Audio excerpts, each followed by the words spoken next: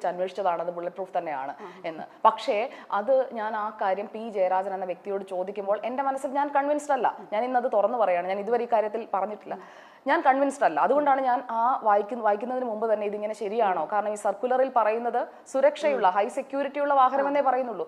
അപ്പോൾ എനിക്ക് പറഞ്ഞു തരുന്നത് ഇത് ഹൈ സെക്യൂരിറ്റി എന്ന് പറയുന്നത് ദാറ്റ് മീൻസ് ബുള്ളറ്റ് പ്രൂഫ്, അല്ലാതെ ബുള്ളറ്റ് പ്രൂഫ് എന്ന് ഓർഡറിൽ ഇടാൻ പറ്റുമോ എന്നൊക്കെ എന്നോട് എൻ്റെ സീനിയർ പറയുകയാണ്. അപ്പോൾ അതിൽ ഞാൻ ഒട്ടും കൺവിൻസ്ഡ് ആയിരുന്നില്ല. ആ കൺവിൻസ്ഡ് അല്ലാത്ത കാര്യം എനിക്ക് ചോദിക്കേണ്ടി വന്നു. അതിലെനിക്ക് ഖേദമുണ്ട്. കാരണം ആ പി ജയരാജന് ബുള്ളറ്റ് പ്രൂഫ് കാർ അനുവദിച്ചു എന്നൊക്കെ പറയുമ്പോഴേക്കും അത് ചർച്ച ചെയ്യപ്പെടുന്ന വേറൊരു രീതിയിലാണെന്ന് എനിക്കറിയാം. അദ്ദേഹത്തോട് ഞാൻ ആ ചോദ്യം ചോദിക്കുന്നതൊക്കെ ട്രോളായി.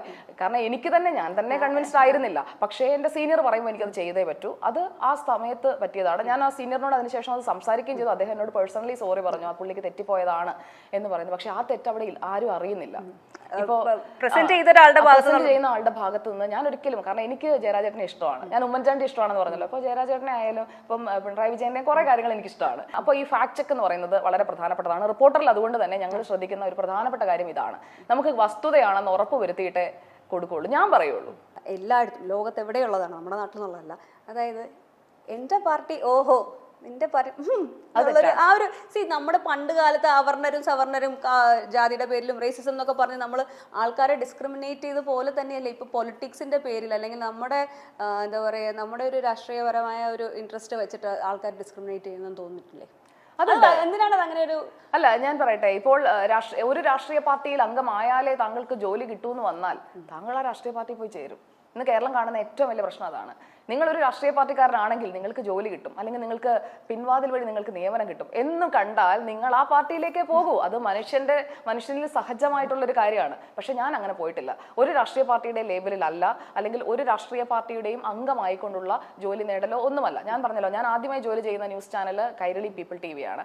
എന്നാൽ ഞാൻ SFIയുടെ ഒരു കേഡറോ അല്ലെങ്കിൽ CPIM പാർട്ടിയിലെ ഒരു അംഗമോ അല്ല. അവിടെ എന്റെ മെറിറ്റും ഞാൻ ഇന്റർവ്യൂ അറ്റൻഡ് ചെയ്ത് കൃത്യമായ വഴികളിലൂടെയാണ് ഞാൻ വന്നത്. പക്ഷേ പാർവതിനെ പൊതുവെ SFIയുടെ ആളല്ല, BJPയുടെ ഒരാളായിട്ട് തന്നെയാണ് ഇപ്പോ നമ്മളിപ്പോ ബിജെപിയിൽ എനിക്ക് അംഗത്വം ഉണ്ടോ എന്ന് ചോദിക്കും. സംസ്ഥാന പ്രസിഡന്റിനെ ഫോൺ നമ്പർ എടുത്തൊന്ന് വിളിച്ചു നോക്കി അറിയാമോ. അംഗത്വം ഉണ്ടോ എന്നല്ല ഞാൻ ചോദിക്കുന്നത്, അംഗത്വം ഉണ്ടോ, അംഗത്വം എടുത്തില്ല. പക്ഷെ ഞാൻ പഠിച്ച കോളേജിൽ ABVP ഇല്ല. ഞാൻ അതിനുശേഷം BJPയുടെ അംഗമാവുകയോ ഒന്നും ചെയ്തില്ല. നമുക്കൊരു എന്താ പറയുക, അല്ല ഞാൻ BJPയിൽ അംഗമായാൽ അതൊക്കെ വാർത്തയാവില്ലേ? അംഗമാവുക എന്നുള്ളതല്ല, ഒരു അനുഭവം ഉണ്ടാവുക എന്നുള്ളത്. എന്റെ വീട്ടില് ഞാൻ ചോദിക്കട്ടെ, പിണറായി വിജയനെ ഇഷ്ടമാണെന്ന് ഞാൻ പറഞ്ഞില്ലേ, പ്രധാനമന്ത്രി നരേന്ദ്രമോദി എനിക്ക് ഇഷ്ടമാണ്, കുറച്ച് കൂടുതൽ ഇഷ്ടമാണ് എന്ന് വെച്ചാൽ ഉടൻ ഞാൻ BJP അല്ലെങ്കിൽ ഞാൻ BJP അംഗമാണ്. ആ വ്യാഖ്യാനം തെറ്റാണ്. മുഖ്യമന്ത്രി പിണറായി വിജയനെയും മുൻ മുഖ്യമന്ത്രി ഉമ്മൻചാണ്ടിയെയും ഇഷ്ടപ്പെടാമെങ്കിൽ എന്തുകൊണ്ട് അതിനേക്കാൾ നമ്മുടെ രാജ്യത്തിന്റെ മേന്മ ലോകം മുഴുവൻ വ്യാപിപ്പിച്ചിട്ടുള്ള രാജ്യത്തിന്റെ വളർച്ച അത് ഓരോ വർഷം കഴിയുന്നോറും കാട്ടിക്കൊണ്ടിരിക്കുന്ന പ്രധാനമന്ത്രി നരേന്ദ്രമോദി എനിക്ക് ഇഷ്ടപ്പെട്ടുകൂടാ? ഓക്കെ, അതാണ് എൻ്റെ വ്യൂ. ഞാൻ ചിന്തിക്കുന്നത് എൻ്റെ രാജ്യത്തെക്കുറിച്ച് അല്ലെങ്കിൽ എൻ്റെ സംസ്ഥാനത്തെക്കുറിച്ച് ഒക്കെയാണ്. അതിൽ ഞാൻ വളരെ ഫോക്കസ്ഡ് ആണ്. നമ്മുടെ സ്റ്റേറ്റിൽ ഒരു മോശം പ്രവണതയിലേക്ക് പോയി കഴിഞ്ഞാൽ ഞാനത് പറയും. നമ്മുടെ രാജ്യത്ത് വന്നു കഴിഞ്ഞാൽ ഞാനത് പറയും. എന്നാൽ നല്ലത് കണ്ടാൽ ഞാനത് നല്ലതാണെന്ന് പറയും. നമ്മുടെ റോഡുകൾ നന്നായാൽ ഞാനത് റോഡ് നന്നായി എന്ന് പറയും. അതിന്റെ ക്രെഡിറ്റ് പൊതുമരാമത്ത് മന്ത്രിക്കാണ്. സംസ്ഥാന പാതകൾ നന്നായി കൊണ്ടുവന്നാൽ അതിന്റെ ക്രെഡിറ്റ് പൊതുമരാമത്ത് മന്ത്രിക്ക് തന്നെയാണ്. അവിടെ രാഷ്ട്രീയം വെച്ചല്ല ഞാൻ വിലയിരുത്തുന്നത്. ഇപ്പോൾ വന്ദേ ഭാരത് വന്നെങ്കിൽ അതിന്റെ ക്രെഡിറ്റ് എന്ന് പറയുന്നത് കേന്ദ്ര റെയിൽ മന്ത്രിയുടെ അടുത്തേക്ക് ആ നിവേദനം കൊണ്ടുപോയ ആൾക്കാണ്. അത് കെ സുരേന്ദ്രനാണ് കൊണ്ടുപോയതെങ്കിൽ കെ സുരേന്ദ്രൻ എന്ന് ഞാൻ പറയും. അവിടെ നിന്ന് എട്ടുകാലി മമ്മൂഞ്ഞ് കളിക്കുന്ന രീതിയോടൊന്നും എനിക്ക് യോജിപ്പില്ല. ആരാണോ അത്, ആരാണ് A എങ്കിൽ A, B എങ്കിൽ B, അല്ലാതെ അതിൽ ഒളിച്ചു വെക്കലുമില്ല, ഒളിച്ചു കടത്തലുമില്ല. പ്രധാനമന്ത്രി ഇഷ്ടമാണെങ്കിൽ ഇഷ്ടമാണ് എന്ന് തന്നെ പറയും. അപ്പോൾ പ്രധാനമന്ത്രിയുടെ മൻ കി ബാത്തിനെ കുറിച്ച് ഞാനും ഡോക്ടർ അരുണും തമ്മിലുള്ള തർക്കം മിക്കപ്പോൾ എന്നെ വിമർശിക്കാൻ സ്ഥിരമായി എടുത്ത് പറയുന്ന അതാണ്. പ്രധാനമന്ത്രിയുടെ ഒരു ശൈലി അതാണ്, ആളുകളുമായി കണക്ട് ചെയ്യുന്നത് മൻ കി ബാത്ത് വഴിയാണ്. അത് പ്രധാനമന്ത്രി സ്വീകരിച്ച ശൈലി. മുഖ്യമന്ത്രി പിണറായി വിജയൻ 6 മണിക്ക് വാർത്താ സമ്മേളനം നടത്തി കോവിഡ് കാലത്ത് ജനങ്ങൾക്ക് സാന്ത്വനമായെങ്കിൽ അത് അദ്ദേഹത്തിന്റെ ശൈലി. രണ്ടും രണ്ട് വ്യക്തികളാണ്, രണ്ട് ഭരണാധികാരികളാണ്. അവർക്ക് അവരുടേതായ രീതിയിൽ പോകാനായിട്ടുള്ള അവകാശം ഉണ്ടെന്ന് പറയുന്നത് പോലെ തന്നെ സുജയ പാർവതിയുടേതായ നിലപാടെടുക്കാനും അവകാശമുണ്ട്. You got the point? I got the point. പക്ഷേ മീറ്റ് ദ എഡിറ്റേഴ്സിൽ പലപ്പോഴും നിങ്ങൾ തമ്മിലുള്ള ഈ ഫൈറ്റ് സ്ക്രിപ്റ്റഡ് അല്ലെന്ന് ഇപ്പൊ മനസ്സിലായല്ലോ അല്ലേ?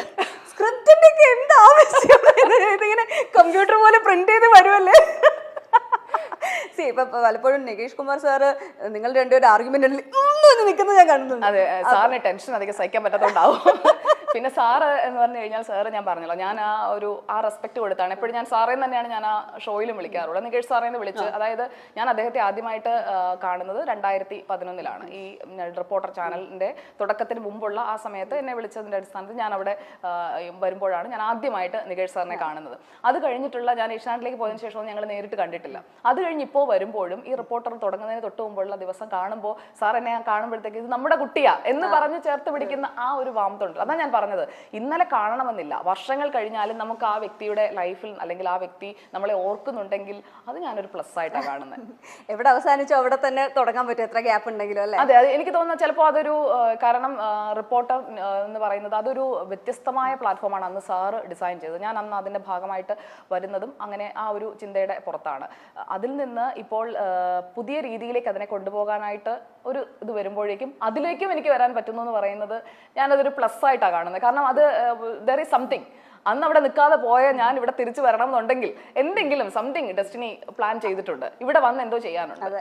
അപ്പൊ അതുകൊണ്ട് അതിനു വേണ്ടി ആയിരിക്കും തിരിച്ചു ബ്രേക്ക് എടുക്കണം എന്നല്ലേ വിചാരിച്ചിരുന്നത്?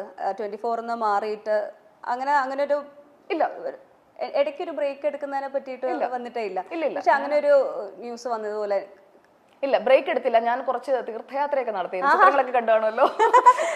ഞാനന്ന് കാശിയൊക്കെ പോയി. ഞാനന്ന് ഉത്തർപ്രദേശ് മുഴുവൻ ഒന്ന് യാത്ര പോയിരുന്നു. അത് പബ്ലിക് പോളിസി റിസർച്ച് സെന്റർ എന്ന് പറയുന്ന ഒരു റിസർച്ച് ഇൻസ്റ്റിറ്റ്യൂട്ടിന്റെ അതിന്റെ ഇൻവൈറ്റ് അനുസരിച്ചാണ്.